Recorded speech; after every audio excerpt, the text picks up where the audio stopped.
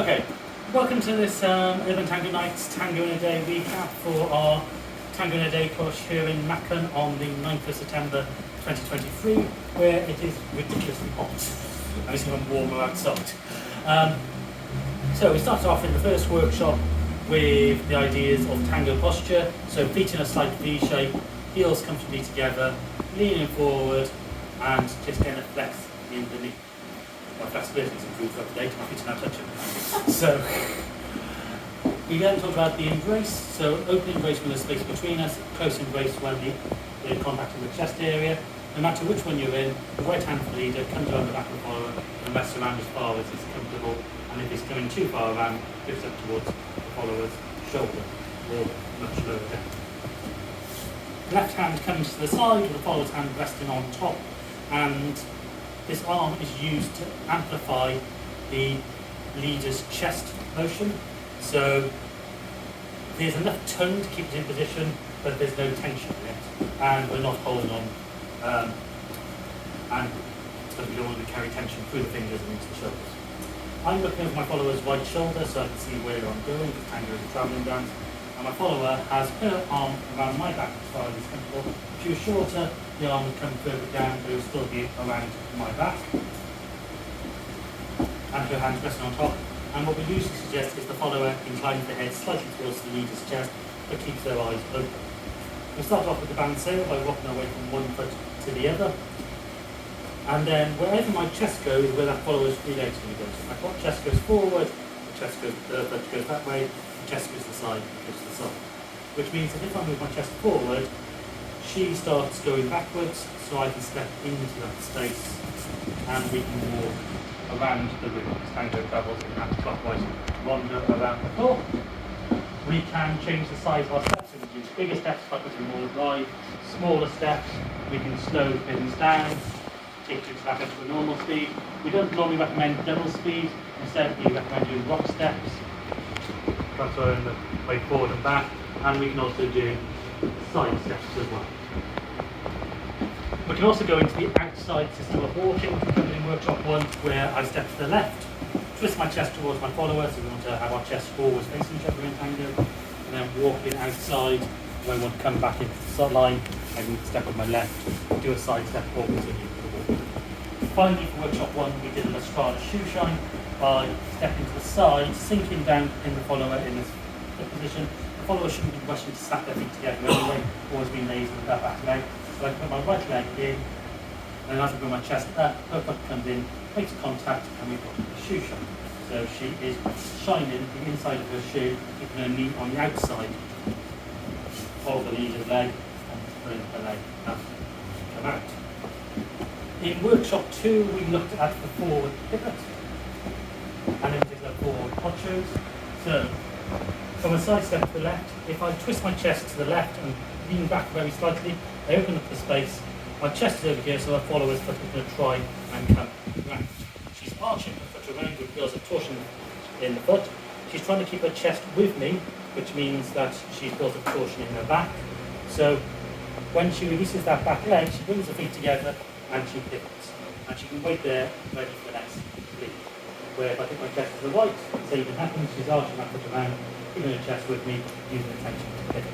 So she doesn't need to put any effort into the pivot when it just flows through.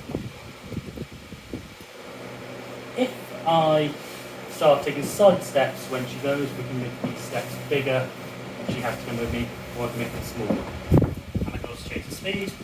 I can also change the height, so if I go down lower this time, when she's stepping across me, she pins that back leg round, which means we end up with planeos, with leg sweeps.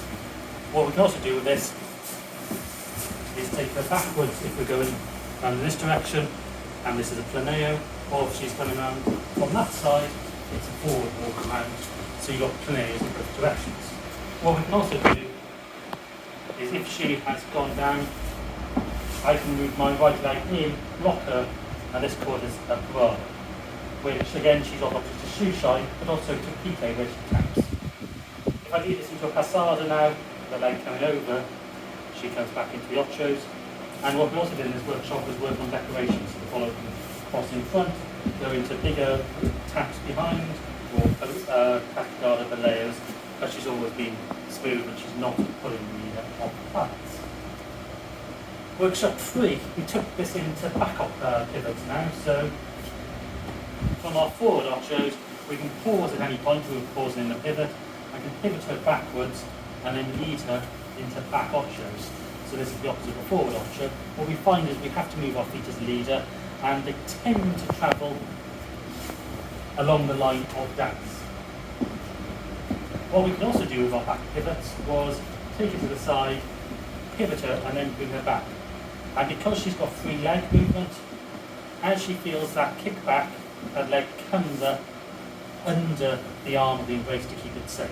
And she's keeping her knees together, and I can pivot her out into forward Ochos, or I could send her back into another one, but without the rebound, which means the foot stays on the floor, and we're into our back Ochos.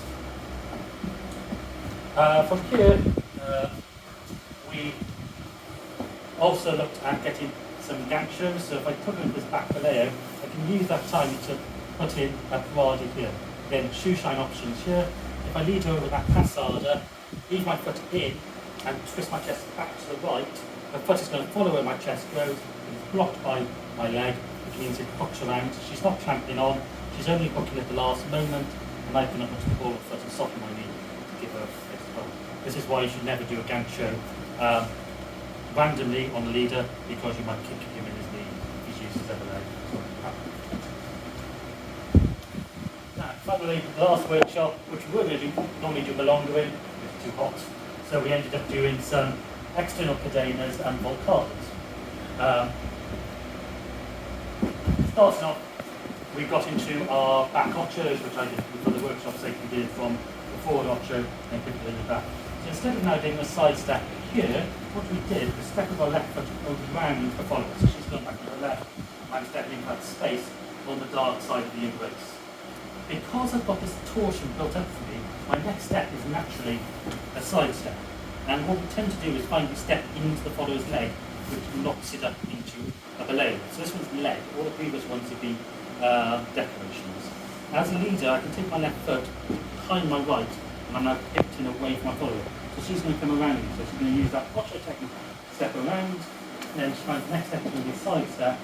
And if I keep twisting her, and I leave my weight, she's going to take her own back step. This is the second link in the chain, and then I can step around.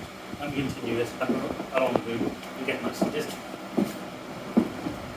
So to stop that, or in case of a longer where it might be a busy floor and you get stuck somewhere, we looked at what happens if you take this travelling move and turn it into a stationary move but with rotation. So if I've taken her into this position here, I can pivot her out by twisting my chest to the left, but she can't get around me, so she's going to come between my legs. Which means if she's gone for this out position, she's going to come right into me, and I can create space by stepping backwards and leaning her in. Which means she can sweep that foot around. We've now got a calcito, which we covered earlier. Foot is sweeping around in that Planeo. If you want to add decorations, I can use my leg in to get hooks. That's this very general principle of what we can do. So we hope you all enjoyed the course. Thank you to everybody who came. If you're watching this, please subscribe to our YouTube channel, and we'll see you in another video very soon. Thank you for watching this Urban Tango Nights recap. If you like these videos, please subscribe to our channel by clicking the logo. You can find more of our class summaries down here and other videos of us dancing tango over here. You can also follow us on Facebook, Instagram, Twitter and Meetup. Links are in the description below, and you can also subscribe to our newsletter using the link below.